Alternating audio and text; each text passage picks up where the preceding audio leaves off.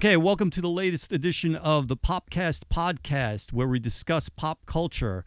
I'm John CROC from ActionFigureKing.com, and this is my co-host Esteban from I Am Esteban TV. Okay, it's been a long summer. We took a little bit of a break, but we're back now. Yeah, We're gonna discuss the Walking Dead, which is coming back with season 5 in a couple of weeks, and we're also going to discuss what's going on in the toy industry in general. So let's get started with season 5 of The Walking Dead, which comes back, I believe it's October 12th, so in about 4 weeks or so. Yeah, I'm very excited. I really love where they're coming from with this new angle. Something that they haven't explored. I mean, they touched upon it in the comic books a little bit, but it was a very small, I guess, story arc, which they did.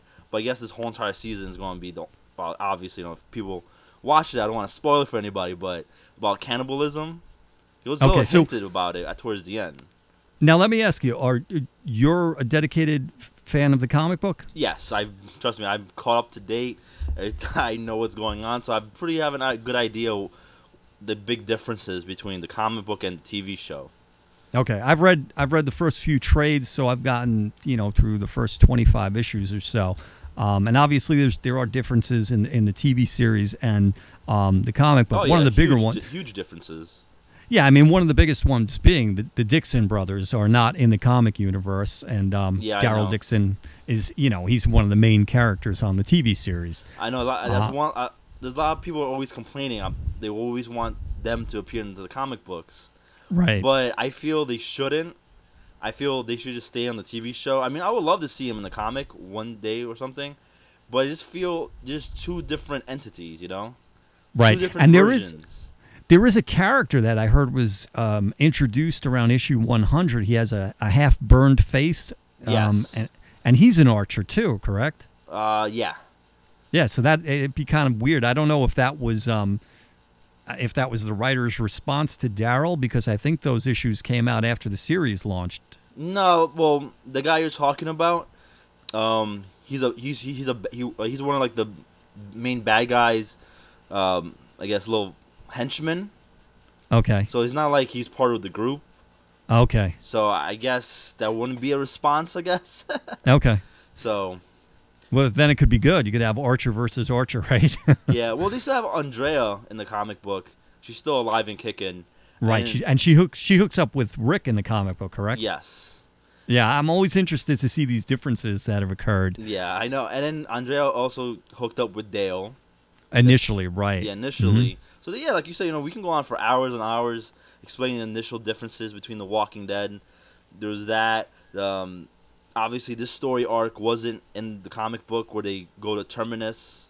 It wasn't. Okay. So it wasn't, yeah. But the main bad guy they're dealing with here, he is a character from the comic, isn't he?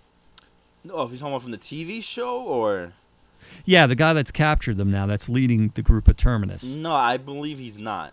The only villains in the comic book was the governor and oh my god, I forgot his name. The guy that carries a big baseball bat.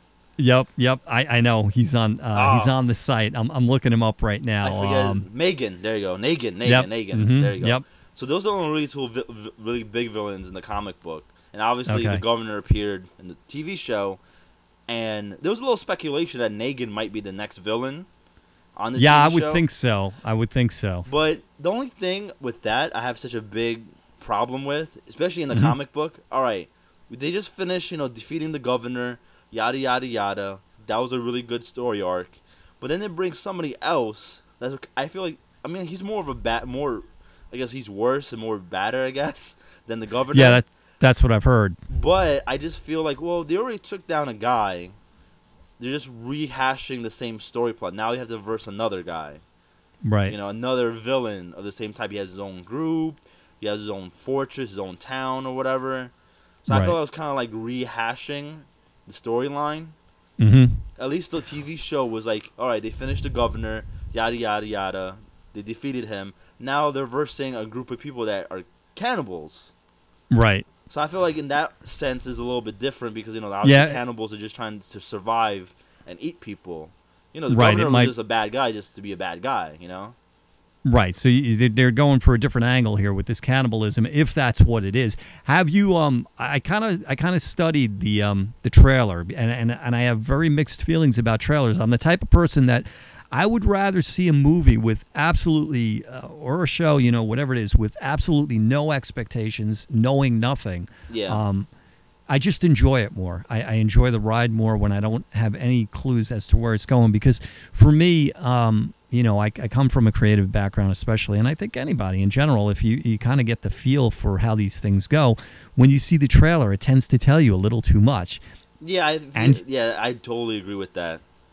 And yet, I couldn't help but watch the season 5 trailer, and then I had to study it to kind of see what I could extract from it. So a couple of things that I noticed in particular are, one is Tyrese's sister makes a comment, and she's talking to Abraham and somebody else. She says, "Are you sure that the real us is gone?" And I wasn't sure what she said at first, but I'm nearly positive those are the words. Are you sure that the real us is gone? And I think what that implies is, because obviously from the trailer you can see that they're going to, or at least the bulk of them are going to leave Terminus with these guys to try to get to Washington. Yeah. And I think that what that implies is that the group is split up, and she's referring to, they don't really know what happened here. Did the rest of the group leave, or are they still here? So it's an issue of what are they doing? Are they feeding off these people, or is there something else? Because the cannibalism seems a little obvious. A lot of people, I think, have theorized that it's cannibalism that these guys are up to, and it kind of makes sense if you're in this zombie world and you need food. Yeah. As human beings, you still need to eat. One of the reasons I think it might not be cannibalism is because also in the trailer they have Rick, and is his name Bob, the black guy that was traveling with Tyrese's sister? Yeah, yes. I think his name is Bob, yeah. He's the medic. He's the medic. Right. So, and he had the alcoholism problem as well, right? So he's on his knees and Rick's on his knees, and they're we have to get to Washington because this guy has a cure. And he's clearly alive and speaking. And there's a shot just after that where the guy is talking to Rick, and Bob's head is down and his eyes are closed. Now, it looked to me, and Rick looks pissed off, it looked to me like they just killed him. They gutted him or something. Yeah. So, I don't know. I mean... Well, they probably killed him to be able to eat him, I guess. I mean, I guess it's possible. I kind of saw it as... I guess it depends on how they killed him and what they did. Yeah. But, so that all remains to be seen. But those were the really kind of mysterious things that I extracted. The rest of it told me too much. I mean, you find out that they're going to get out of that box, that train car that they're in, and I did notice that they did get out, and I do agree that the trailer reveals way too much, right? But obviously, at the same point, you knew they were going to get out the box anyway. At the same time, Right. I think it's really tough for a series like The Walking Dead to put together a trailer, even more so than a movie, because you have this ongoing thing, and then you have a cliffhanger at the end of the season, and in this case, anything you show is telling us what's... Yeah, you can probably piece things together. Yeah. But I feel like the cannibalism angle, because it has been, like I said, we only explored a little bit in the comic book. Yeah. When a small group that runs into Rick's group, they capture Dale and they eat his legs. Yeah. And then Rick gets mad in the group and they kill the cannibals. A very small, I guess, a little story arc, I said, but it wasn't explored intensely in the comic book. But then also, I don't know if you play the Walking Dead game. No. On Xbox Live, or not Xbox Live, but just the game in general. Mm-hmm. It's by Telltales. Mm-hmm. They did a whole entire, I guess, episodes about cannibalism. I think so they go to a farm, and these people on the farm are just killing people, but keeping them alive in order to feed off their flesh. Right. And we may have discussed this before, because it's like it's like any business model where you have to figure out, what your return on investment is. And I believe I may have said this to you once before, but there's a point where keeping people alive and feeding them and giving them sustenance, it's like, well, why don't you just eat the food or whatever sustenance you're giving them, you know what I mean, instead of eating the people. Yeah, well, I remember in the video game they explained, like, if you keep the person alive, the meat is a lot better. Okay. Even though, like, you took off their leg, but you still keep them alive, though. So this is like a gourmet type meal in the zombie apocalypse. Yeah, that's how they explained it in the video game. Right. But then at the same time, I guess you can chop somebody up and just keep their pieces in the freezer, I guess. Right. But then again, I'm not an expert butcher, so. But I feel that's the angle they're going for because, like I said, it hasn't been explored in the comics, and I feel like it would be a really good thing for the TV show because I feel the TV show should try to stay away from what the comic books have been doing, right? Which they have been doing, which I have been really applauded them for that. Because you read the comic books and you just adapt the comic to on screen, you know what's gonna happen. Well, right, that's the problem. I mean, it's already been laid out, and for people who read the book, then it's kind of like ruins it. And then obviously people tell the comic book people tell other people, hey, you know what's gonna happen, right? Like And I think they've clearly established that this is a different, this is a different story. They've changed everything up. Andrea and Dale never hooked up. Dale died much sooner. Herschel hung around. And the governor too. I mean, the governor, from what I understand, got killed way earlier than he would have in the comic book. Yeah, the first confrontation he died, like not first one, but he gets killed by his own troops in the comic book. Right. Obviously in the TV show, oh my god, I forget the girl with the sword's name, Michonne. Michonne, yeah, she kills the governor. Right. Yeah, so there's tons of differences. Tyrese dies at the prison. He's still not alive. I'm trying to think the woman that travels with Tyrese on the TV show. What's her name with the short hair? Carol. Yeah, she died away a lot sooner. Right. I know I'm probably ruining it for people that watched it, but if you haven't read the comics by now, but No, I find it's funny when I mention things that I find out about the comic universe to my wife because she strictly watches the show with me. Yeah. She's always kind of blown away. Like, for instance, you were mentioning Negan, and I found out recently that Negan actually kills Glenn in the comic book. Oh, yeah, right. There's another one. Glenn is dead in the comic book, and obviously still alive in the TV show. Right. And obviously, he's going to be alive for a lot longer. Right. He's definitely like a fan favorite, Yeah, I think too. I mean, not that this isn't true with comic books, but I think with a TV series of this nature, if you kill all of your main characters, it's hard to get the ball rolling, with a series. You have to get people invested into the character, and then right. Yeah, but I think that's the thing that's going on in the industry right now, like especially with Game of Thrones. It's like it's like the cool thing now is just to kill main characters now. Right. I feel like everyone's doing it now. Right. So I want to talk about something I may have mentioned to you once before. My Laurie theory. Okay, Laurie, Rick's wife. Yeah. So if you take all the characters, the main characters who have been killed on the show, starting with the governor. I mean, the governor's dead, right? Yeah. Michonne stabbed him, and then his girlfriend blew his head off. Yeah. Herschel got his head cut off, and then they killed him. They didn't want to leave the head animated. Yeah.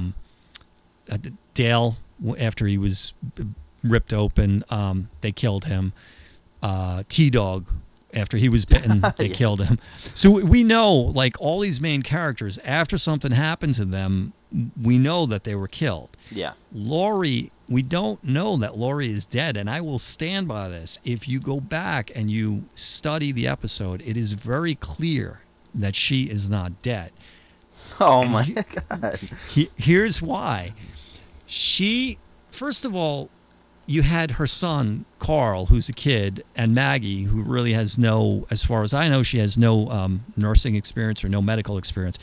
And they say she's dead after she gives birth to the baby. Yeah. Okay, so they definitely can be wrong about this. There's no reason that they should know that she is or is not dead. And they decide they're going to, they need to kill her before she comes back as a zombie. Yeah. Now, as much of a badass as Carl is, he's still a kid, and this is still his mother. He tells Maggie that he's going to do it. Mm-hmm. And he goes in to do it, and at the instance that he shoots the gun, they cut to an exterior shot. I believe you see maybe Maggie out there, but you see the outside of the prison and you hear the gun fire. Yeah. So you don't visually see him shoot her. And maybe a lot of people are going to say, well, that's not enough proof. And yeah, okay, maybe they just didn't want to feel the need to show that gore. But follow it up with, I believe it's the next episode, where Rick is starting to lose his mind because now he finds out that she's dead. And he goes into the prison to try to find her. Yeah, what does he find? He finds a zombie that ate her. He finds this fat zombie that they assume ate her.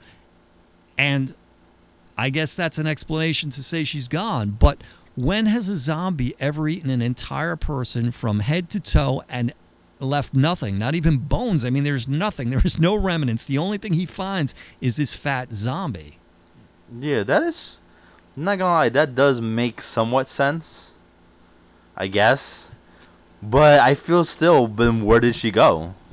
Well, this is the mystery. I mean, how do you write that in? I mean, they've shocked us by killing off characters. I believe that at some point they're gonna pull this character back in as a shock that, hey, she's not dead. You know, like that old kind of soap opera cliche where you bring somebody back from the dead.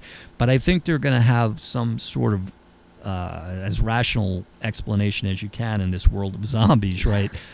I think because that previous episode before she gets killed, her and Rick, that whole relationship had come to a head where she was reaching out for him. And he was kind of saying, no, that's, you know, we're done. You know, if this was, what do we do in this zombie world? Do we get a divorce? You know, how do you follow through with this?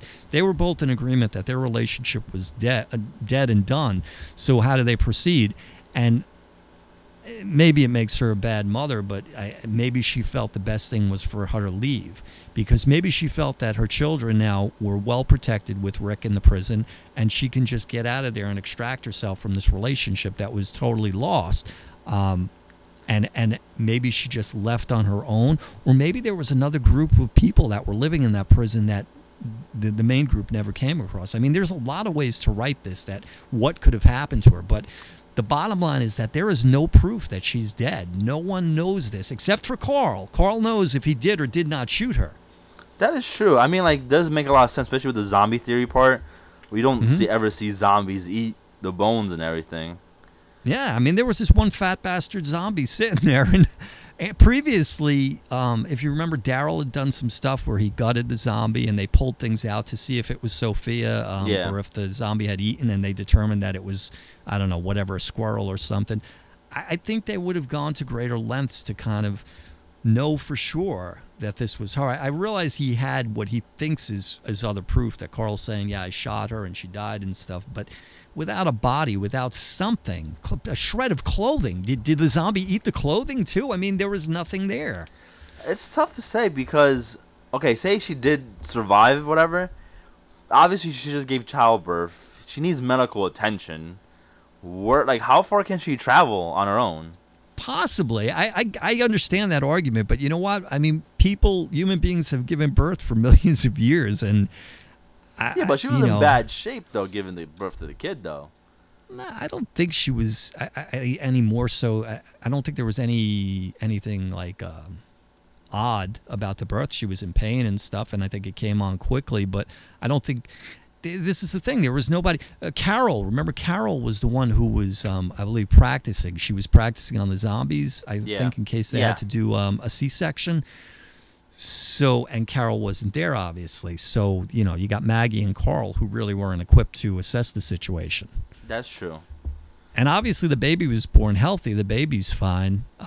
So I'm going to stand by that theory, man. And when she pops up again, I am going to say, I told you. I'm going to tell everybody that I said this to. I told you she was alive. It's funny. Like, I've never honestly heard this theory, which is kind of like amazing me. It makes sense, too. It makes sense. You know? Well, I think this is why it's going to be so shocking when they do it, because I think a lot of people haven't even considered the possibility that she's alive. I think everybody just wrote her off. She's dead. You know, it's done. We've gotten so used to, we're so acclimated with this show to seeing main characters die. I think that's why part of it that's going to make it so shocking is nobody is even considering this. Yeah, I totally agree with that, especially, you know, especially in the comic book. I mean, like, it takes a long time for the characters to kill off the characters, but they end up dying off, you know? Right. Like, Lori died in the comic book. Dale dies. Dale dies in the comic book, you know? Right. I mean, I think Andrea's still alive, even though she dies in the comic book, you know? Yeah, I think with the cable series, they move it along a little bit faster because we're not going to see, you know, as many issues with the comic book. You're seeing an issue every month, and we're just not getting as much story with the cable series. So they got to kind of move things along faster. I know, like, for example, Shane died like really early into the comic book series. Obviously, Shane dies like later on, a lot later on in the comic book. Right. So. Yeah, I mean that was I guess the first big shock, because I really thought that they were going to ride that out a little bit longer. Yeah. But I feel like I said before, you know, it's two different things from the comic book and the TV show. I'm really surprised. I have a lot of this argument with people, like, what's better, the TV show or the comic book? And I can't say either, to be honest. I got to say this. After reading the first few trades, I wasn't very impressed with the overall writing. I thought that it was very crude.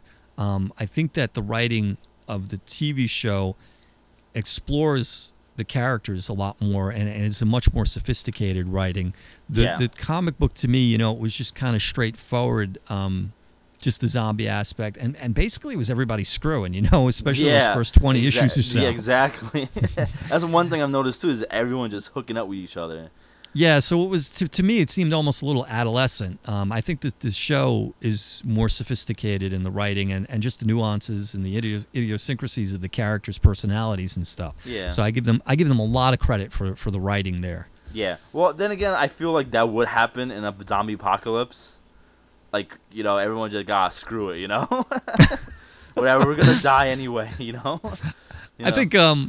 I think the guys might be thinking that, but I think women in general would be like that'd be probably the last thing on their minds. I feel like the zombie apocalypse, we're all gonna resort back to our like primitive instincts. Yeah.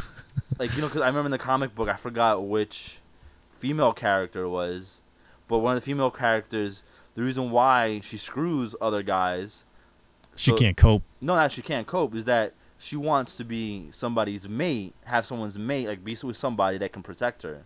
Right. Okay. I forgot which character, but it was Tyrese. Yeah. Yeah. I forget which one it was, but yeah. So because someone asked her like, "Why are you with Tyrese?" Because Tyrese can protect me and provide for me or whatever. Like I have everyone's like pairing up, whatever. Right. You know, so it could be like I said. I feel like the zombie apocalypse, everyone just resorts to their primitive caveman, cavewoman instincts. You know. Right. Now, have you seen in conjunction with Series 5 coming out, Season 5 coming out, they're going to be coming out with Series 6 of the TV series figures by McFarlane Toys. Yeah, the comic book ones? No, these are the Series 6 is going to be based on the TV series. Okay, so I know there's two lines that there is coming out. The comic book version action figures, I don't know if you've seen them. Yes. And then, like you said, the movie one, not movie one, right. The TV show ones. Right, I'm referring to the Series 6 is based on the TV series. Yes, okay. So they're doing, for Series 6, they're going to have 6 figures, and they're going to be Abraham Ford. Oh, yes, I've seen that. Yes, all right. These figures are amazing because they do 3D scans of the actors, and looks, you know, it's just dead on.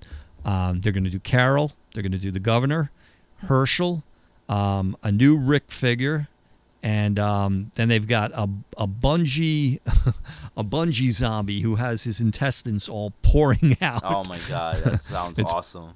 Pretty funky. Yeah, I mean they've done some cool zombies so far, but this one is just kind of unique. So these are 5-inch scale, and they're pretty highly articulated, and like I said, the resemblance to the actors, even the zombie ones, usually it's a zombie that's been on the series. The likeness is just amazing because they do this 3D scan process. No, the likeness is incredible. But my only little complaint about it, because I do have a couple of them, is just I feel like for some reason the zombies of the lines, they're good quality. Like I feel like they're durable. They're pretty strong figures. Like I can like drop them on the floor, play with them a little bit. They won't break. But for some reason I feel like the human figures. I feel like if I move their limbs a little too much, they can snap off. So would you say it's is it a jointing issue or is it the plastic that's being used? I feel because the humans are more like more human, so I think they're skinnier. Right. So the joints are a little more, I guess, since it's less plastic to make humans. I feel like that's probably why it's flimsy. Like, you know. Yeah, I mean, that's typical, especially with all female characters, regardless of line, because they're always thinner. And when you have these, go. Yeah, they're thinner than than the zombies. Zombies have like the two armor. Riot gear, and the gas mask zombie. Yeah, they're really big figures that have armor on, so the joints are a lot bigger. Then I also bought Carl. Obviously, Carl's a lot smaller than him, and I feel like he's really dainty. Right. Well, and it is a smaller scale because it's 5-inch. So, you know, you're working in a much smaller scale. Now they've also got 2 10-inch figures of one of Daryl and one of Rick. Yeah. But whenever you bring the scale up on these things, I think those problems start to go away because more plastic, bigger, everything's bigger. Yeah. That's the only thing. But it's a common problem. I'm not saying it's their fault, but it's a common problem I see with like you said, with the female action figures. I see that especially with the Marvels line. They're a lot skinnier, so obviously the joints are going to be skinnier and a lot smaller. Hence, you know, they can snap off easily. Yeah, you always see this with the Marvel Legends and all the Marvel figures when you get the female figures by the elbows and the knees. Yeah. Because, you know, obviously they're using these comic book proportions that real people, real women especially, don't look like this. They, you know, or it's the exception when a woman is actually this thin. But that's the problem. They're making those. They want that exaggerated look on the calf and on the forearms and stuff, so you get that tiny little joint near the elbow and near the knee and stuff, and it isn't, like you said, it is very fragile, and unfortunately it's a collector's market. So I think they'll write it off by saying, you know, hey, these things aren't meant to be played with. You know, they're meant to be looked at. I know. I feel bad for a lot of kids now because, you know, these are great toys coming out, and they're just, like, I guess, geared towards more the adults because, you know, who's going to buy a kid a zombie figure with the guts coming out, you know? Well, that's where you get into the cross-marketing, right? Because they got all the Walking Dead Funko figures as well, which I just think are kind of strange because when I see those, they're so playful and so, you know, my daughter has a bunch of, she's got Batgirl and stuff, and I would never dream of giving like a 7 or a 10-year-old Walking Dead figures because it's just so odd, you know. Yeah. Which is true though. So, but yeah, I mean, it's just maximizing their revenue by hitting all the markets. And I do know. We have a Halloween party every year, and there was a girl around the corner came to the party last year. It's funny. I was dressed as Rick Grimes, and she was dressed as Sophia. Oh my God, that's funny. And I didn't realize it. She came over to me, and she was like, "Do you know who I am?" I'm like. I looked at her. I'm like, "Are you Sophia?" And she's like, "Yes." And I'm like, "I'm Rick Grimes." Yeah, but like I said, it's becoming more, I guess, acceptable by kids. You know, that they're into all this cool stuff. You know. Yeah, I think it's just important for the parents to, you know... they understand it's obviously it's fantasy, like you were probably going to say. Right, exactly. Because my generation, we grew up with the Looney Tunes, and I don't think you can get through an episode without somebody getting their head blown off. But, you know, we didn't walk around shooting guns all the time. And that is the important thing, is that the children and the parents, you know, you help them understand that just because you see something in a show, it's not real. Yeah. Certainly not zombies. I mean, my daughter she's 7 years old. She's fascinated with zombies because I'm always talking about them, and I don't let her watch it, but I always tell her, I'm like, no, this isn't real. You know, this is just make-believe. There's no such thing as a zombie. Exactly, yeah. But with the I was going to say with the toy line, it's crazy because I know like the first series that came out, mm-hmm. You know how much they go for now? I know. I saw some of them are in the hundreds. Yes. And you know the saddest part is I saw all these in the stores all the time. Right. I'm like, well, I think that's what happened. You know, it's typical. Like, they didn't sell as well, and they probably were lower production. So there truly is a value, I believe, behind them. Oh yeah, I know the first Rick goes for like at least $150, I think, in the box. Right. Especially Daryl. I think Daryl's in the 200 range in the box. Yeah. And I actually have one of the first zombies actually from that line. Mm-hmm. But obviously he's not in the box, sadly. But he goes for at least I checked it, like loose $70-$60. Is this the Walker from when Rick was in Georgia? I think it's the one that has the tie and the shirt. Mm-hmm. Yeah. Yep. That's the one I have. He goes, yeah, he goes for $70-$60 loose. And I looked him up, and I'm like, Jesus. Yeah, no, that's what it is because, Image and McFarlane Toys played it safe, which is a smart thing because the show was just getting started, and they didn't go out and say, hey, we're going to make 1 billion of these things because we know they're going to sell. They were cautious about it, and they're gone now. So if people want it, they're going to have to pay for it. And I mean, that's what keeps the market alive and healthy instead of I think Marvel especially tends to be a little cocky with their stuff. They just overproduce it, and they end up with tons of it. And people initially pay a lot, and then you find it in Five Below, or you find it in some odd store, and it's discounted. For like $5-10. It's a smack in the face. You paid $75 for something, now you see it for $5. And with that said, I think it's a good segue to go into something I know you want to discuss that's going on in the toy market right now. Oh, yes. I know these sort of inflated prices, right? Oh my God, yes. And I know everyone's probably know what I'm talking about. Agent Venom is a Walgreens exclusive that just came out. I know everyone's making such a big deal about it because it's I guess they wanted this character for such a long time, Agent Venom. Right. And I've seen a lot of people make custom figures. Right. And honestly, this is like the number one asked custom figure I've seen online. People ask, I want a custom Agent Venom, and the customs go for $70-$60. So it's kind of good. It's finally Marvel made an action figure. You just pay $20 and you have it.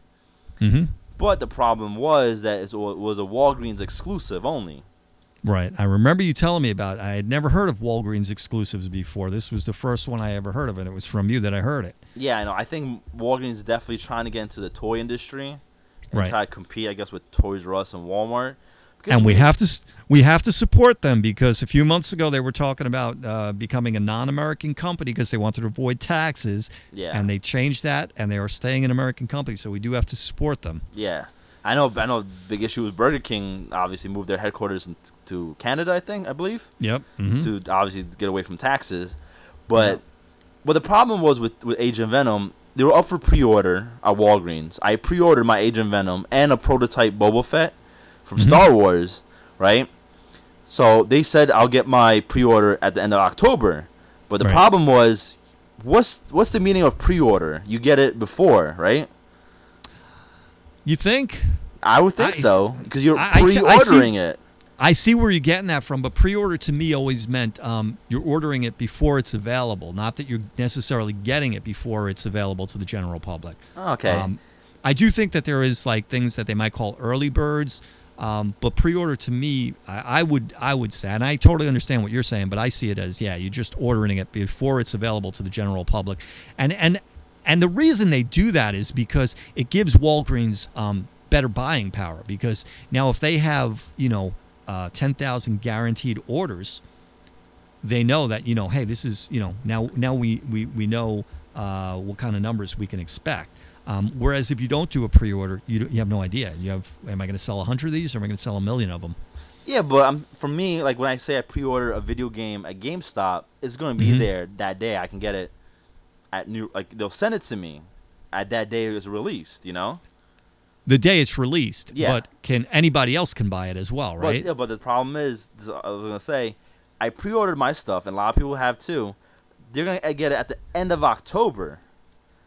These Marvel Agent Venoms have been appearing since, I guess, past 4 weeks ago. They have been. Yeah. So that's why everyone's ticked off, because, hey, we pre-ordered this stuff, but I'm seeing it in the store. And a lot of people have been canceling their pre-orders because they just walked into Walgreens and they saw it. So I'm like, well, I can buy it now, pay the $20, and just go and cancel my pre-order. Yeah, I mean that's definitely not the way to go. That's a bad business model. They should fix that, because it's exactly what you said. I mean, why would you pay for the pre-order if you could just pull it off the shelf and walk out of the store with it? Yeah, and that also happened with Toys R Us with the X-Men Marvel line. A lot of people pre-ordered it on ToysRUs.com, and also there's a sale going on. Like if you buy one figure, you get another one half off. Right. So a lot of people bought the series for half the price. Right. But then Toys R Us, for some reason, never fulfilled their pre-orders. They just released into the stores, right? And then sent emails to people saying, "Oh, we're out of stock. We can't fulfill your pre-order." That's ridiculous. And we can't. And I feel they did that on purpose because they lost money on that deal, like buy one get one half off. Right. I feel like, okay, we're losing money on this, so we're just don't honor the pre-orders and just tell them to go buy it in the store. Right. And that's my opinion why Toys R Us did that with the X-Men. Well, with the X-Men line. Yeah, I mean, it's getting convoluted because there's so many players involved. As odd as it is, I mentioned KB a lot. You know, we lost KB and we're left with one major toy distributor, which is Toys R Us. Yeah. But yet, you'd think Toys R Us would be riding high, but they're not because they still have competition from Walmart and Target and, as you're saying, Walgreens. And, of course, let's not forget the Internet. And Toys R Us is definitely hurting from Amazon. Like, that's point blank. Amazon. Mm-hmm. Because, for example, if I pre-order something on Amazon, I'm getting it the day it released, not Toys R Us like, oh, by the way, we can't fulfill your pre-order. Bye. You know?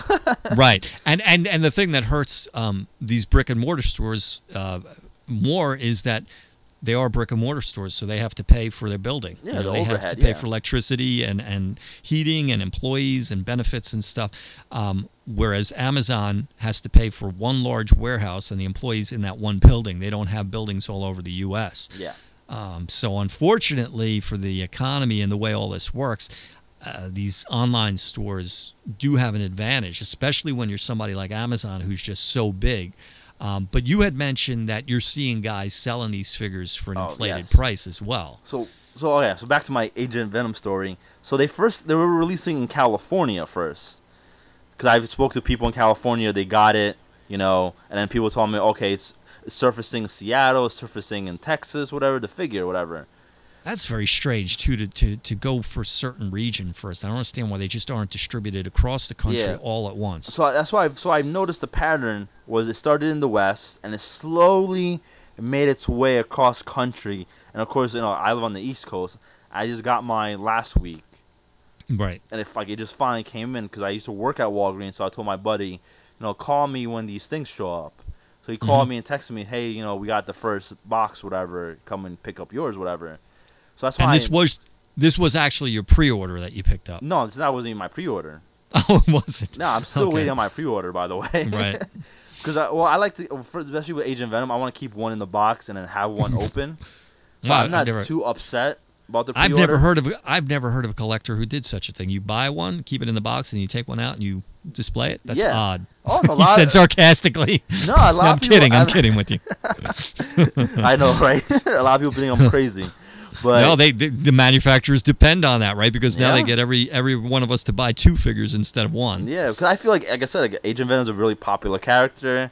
Right. I buy 2 figures when I really like the figure, just in case like my first one breaks, like from 10, 15 years from now. I'm like, hey, I have another one, Right. I don't have to like go spend like $70, $80 to replace the figure that just broke like down the road, Mm-hmm. But so anyway, so Agent Venom made it across the coast. I finally got mine last week. Didn't get my pre-order, but then people for the past couple of weeks, like especially people in the West Coast, we got them earlier than everyone. They were popping online, especially on eBay and like trading sites, for $60, $70 a pop. Yeah, and that is ridiculous because right now you could tell that figure's going to saturate the market. You're going to see it at all Walgreens. You just have to wait. What does it retail for? $20. $20. And on top of that, there's a sale going on this week. It's actually selling for $15. Right. Which I feel like an idiot. I bought mine last week. I could just wait a couple more days and save myself $5. But yeah, I mean, I do blame the manufacturers for a lot of this because I think it's a way of getting free advertising and building interest in a product. When you say to me that it was distributed on the West Coast first, I scratch my head and I say, well, why would you do that? And that's the only conclusion I can come to is that, they're depending on these sort of things happening. Yeah, we could all be pissed at, the guy who's selling this thing for $60-$65, but the fact that the manufacturer is not allowing the distributors to get it out there evenly, they're creating the problem. They really are. Well, I want to say yes and no because I've actually spoken to people where these scalpers would go into the store and buy the whole entire case and leave none for nobody. Well, yeah, I mean, He's that like, definitely happens. yeah. Too. Then he's like, I have all the inventory, so you're gonna have to like pay $70 for it. Right. And that I feel that's really what's hurting a lot of people.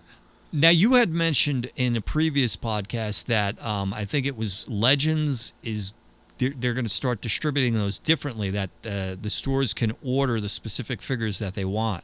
Yes, I know that was a rumor. I'm not sure how much is the truth going into it. I guess we have to wait till the next, next year or see if they actually do implement that.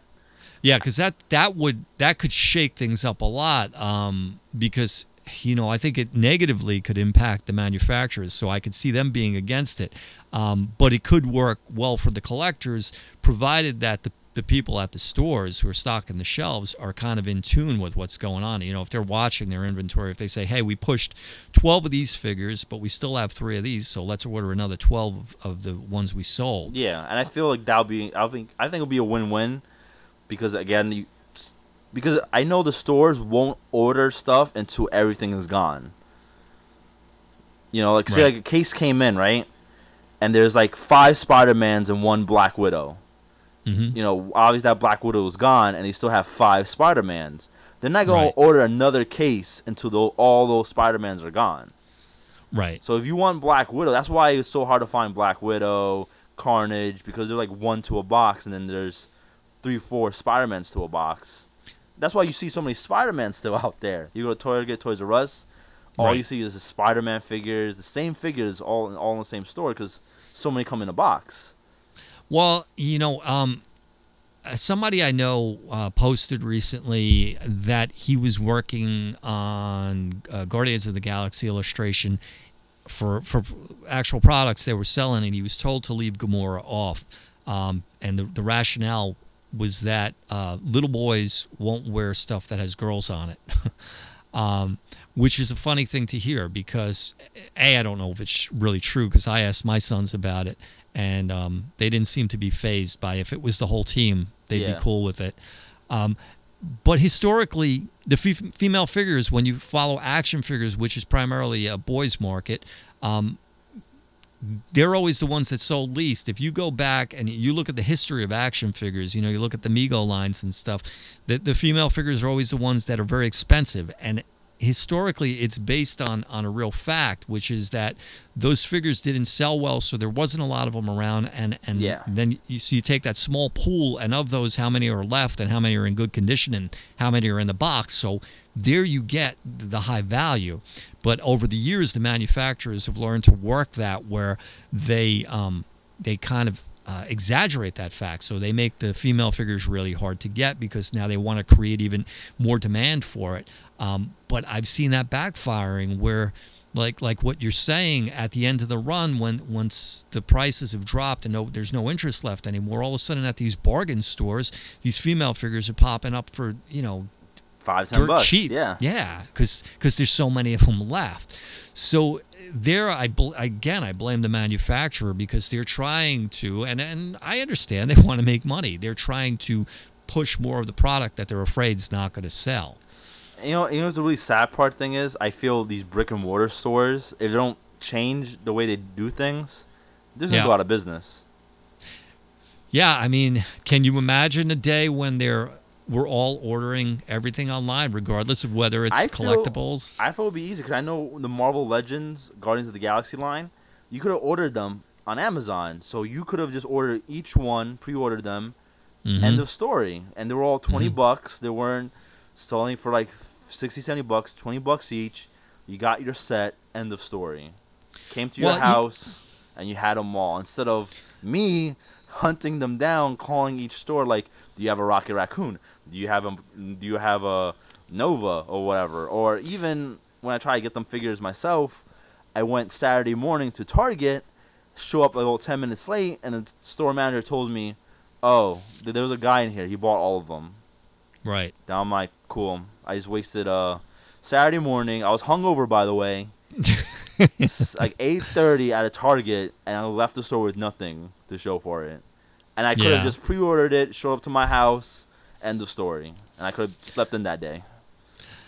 Yeah, I mean, I'm going to continue to blame it on the manufacturers because of all the games they play. One of the last Legends sets that I bought, I was a diehard Legends collector, and then they just lost me.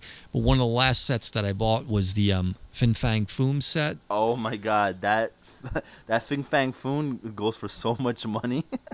It's ridiculous. So maybe you could shed some light on it. When I ordered it, I don't know if it was through Toys R Us or who, but I did what you said. I got it online, and what I got is it's a large box. It's about 2 feet high, and it's printed on the exterior. It's not just a corrugated box. It's got imagery related to the characters on there. So what they did was this whole bundled thing. It was to get you to buy the whole set, and it, I'm assuming in the box and stuff, it's got the highest value. What were those figures ever available in any other form? Could you go into Toys R Us? Could you go into Walmart? Could you go into a store and just buy figure A, figure B, or was it the way I purchased it? Was that the only way it was available? No, I think you could have bought them in the stores, but I think there initially what happens with a lot of stuff, there wasn't really a big interest in it when it came out. Right. I feel like later on there was an interest. Right. And that interest comes right from, it's this way of promoting it, because now people start hearing about how valuable they are, and they're hard to get and stuff.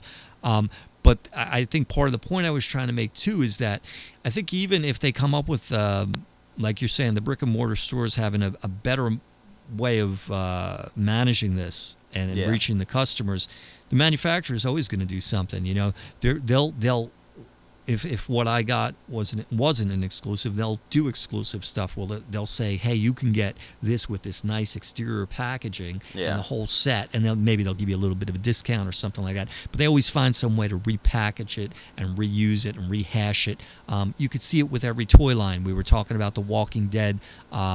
They've done some of them were called black and white figures, where they reissue. Oh yes, I remember black and white figures. The comic, Right, they reissue a previously released comic figure, and they do it in black and white, or they bloody up the figure or something.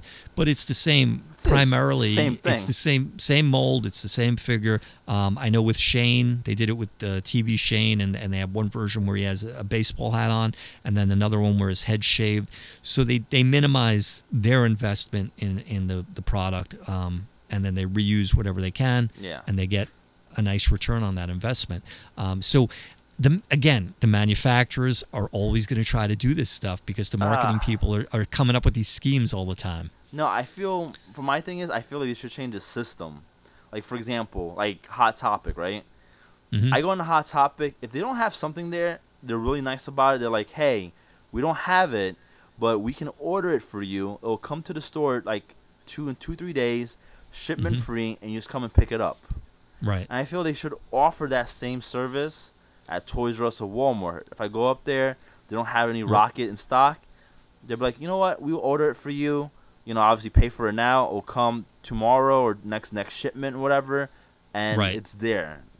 Well, what you're talking about is customer service, and there is a direct correlation in businesses of the quality of customer service that you receive in relation to the size of the company. I mean, and always generally speaking, I mean, there's always going to be somebody who breaks the rule, but the bigger the company gets, customer service is going to go down. The smaller the company gets, the better the customer service is going to get. And it's just, it's almost the nature of it, because the smaller businesses need to be more competitive, so they need to provide better customer service in order to keep the customers happy. Honestly, I'd rather patronize a place that gives me excellent customer service than Target or Toys R Us. They're like, oh, we don't have anything. I buy. Yeah. Or we sold all the toys to this one guy. Right. So. And the sad thing is that those smaller stores, even when they're getting you that one piece, they're not making nearly the profit that the bigger stores are making on it. Yeah. So it's just very important, I believe, whether it's collectibles, toys, whatever, we have to support these small businesses, because otherwise they're all going to be gone, and we're going to be left with one choice. And as good of a business as Amazon is right now, if it was our only choice, especially with the collectible market, we would all be screwed, man, because... Well, I wouldn't mind, to be honest. Amazon... I love Amazon. They have excellent customer service. I don't know if you ever dealt with them with an issue or a refund. No, I have, and I agree with you. They're amazing. They are, but what I'm saying is if that was our only choice, you would see that change drastically. That would change totally. I think what might be different, and it's, some people would argue with me, and it's a valid point, is that Amazon is different than, say, Toys R Us in that it's supported by a lot of different businesses. So in that sense, it's different. It's not one kind of big conglomerate. It's made up of third parties. Right. Third-party sellers.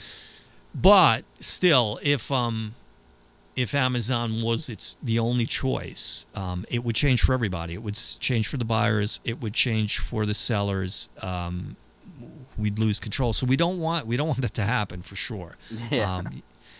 You need to spread your dollars around. You can't just spend into one place. No, I totally agree. But Toys R Us needs to shape up and find a way to fix that problem.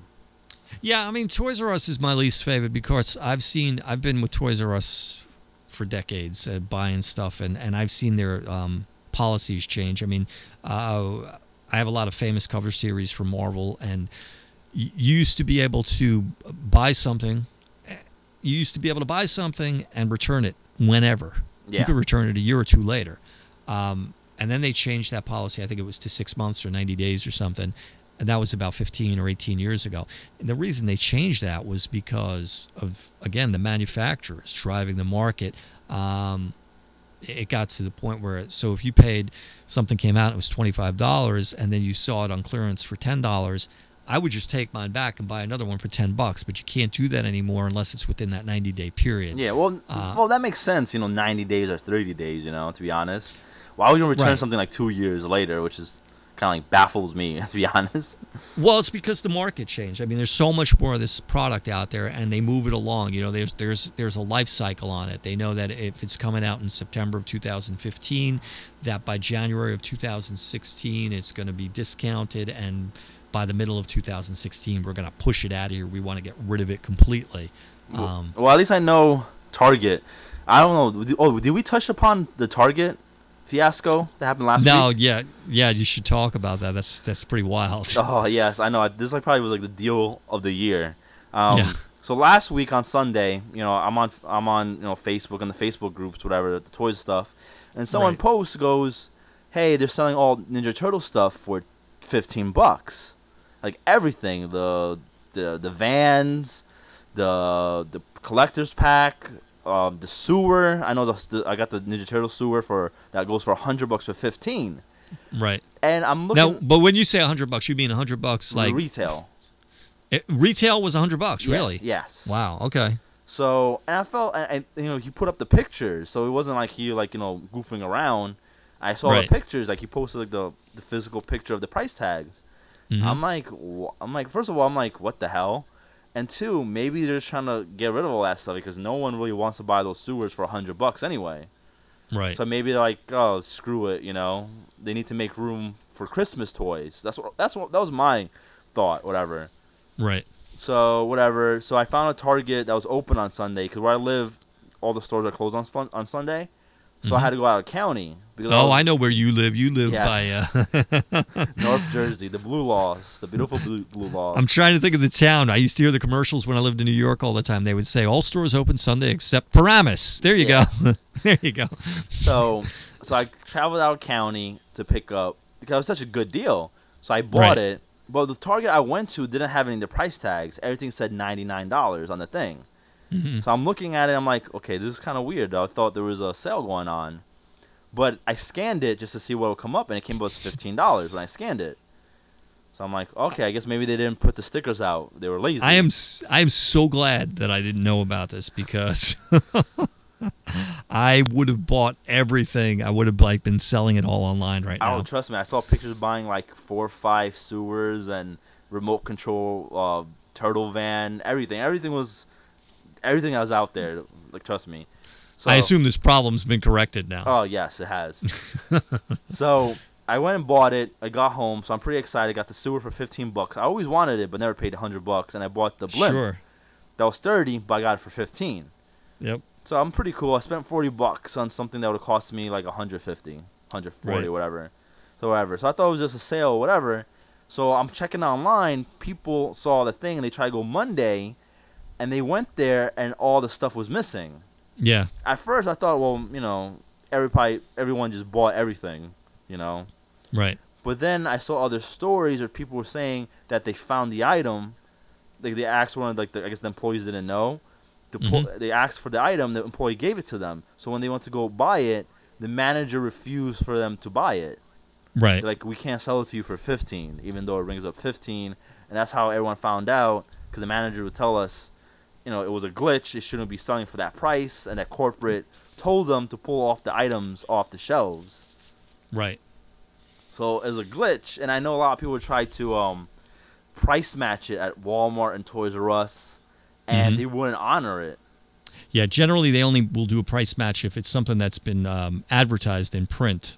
So you have to bring the ad in and show, hey, this store is selling this item for this much. Yeah, but that's the thing, because I started researching on it, because I found it kind of strange, because I went to the Toys R Us site and I read the price match policy. And according to the price match policy, as long as you bring a receipt, that counts. Okay. That works too. Okay. But I heard people bring in receipts and they still wouldn't honor it. Yeah.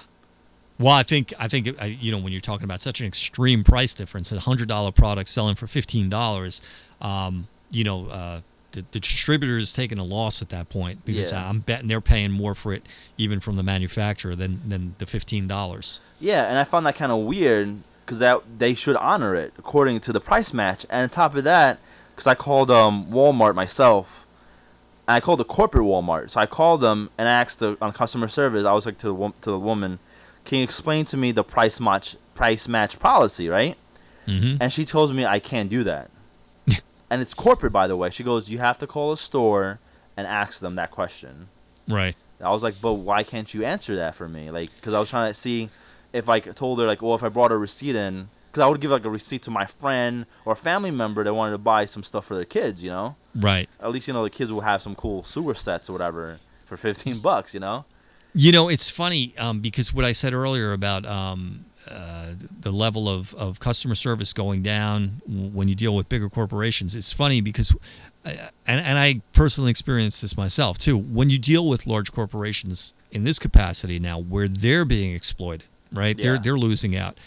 Now you start to see level of personalization based on the store that you're in. Yeah. I've experienced this with Target. I've been in one store and dealt with the person behind the counter. They tell you one thing and tell you another thing.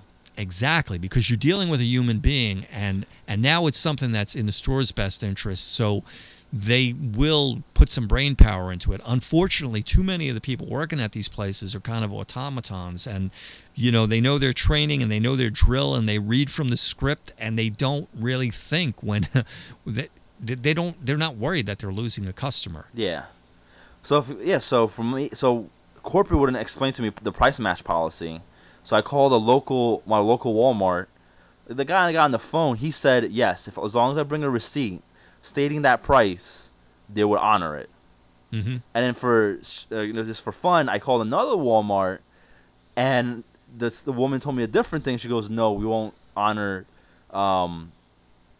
receipts. Has to be a print ad."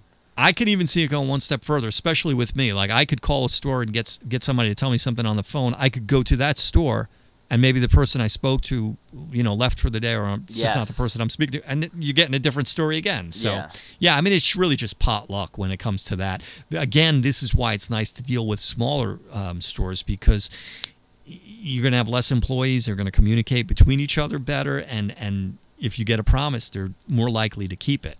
Well, I felt that it should be like an overall policy, because I felt it was kind of weird that the corporate couldn't explain it to me. They said she could not explain it to me. No, this is like big government. You would think the same thing with government, right? You make a law, you make rules. This is the way it works, but it doesn't, unfortunately. Yeah, I was like, well, on your site, I read it. It's on your site, but how come you can't explain it to me? That's all I wanted was an explanation. Like, what counts as a price match? Does it have to be a picture? Like, can I use a picture that I took at the store, or something I saw online, or do I have to bring a physical print ad, you know, a flyer to price match exactly. it. Because even some of the stores won't even price match it, even if you have the print ad on your phone. Has an actual piece of paper. Can't from the other store. It can't be the print ad that you see online. That if you go to Target, there's a print ad, virtual print ad. But it's the same one, but it's just a different form. Yeah, they're just trying to complicate it to avoid having to give you the thing at the discounted price. Yeah, and it's like we've got a policy, but you know we're going to make you jump through hoops if you actually want to get some value out of it. Yeah, I know. All right, so that's about it for this episode of the Popcast. We'll be back real soon, and in the meantime, please check out ActionFigureKing.com. I'm John Croce, and this is my co-host Esteban. And we'll see you guys till next time. Take care. Adios.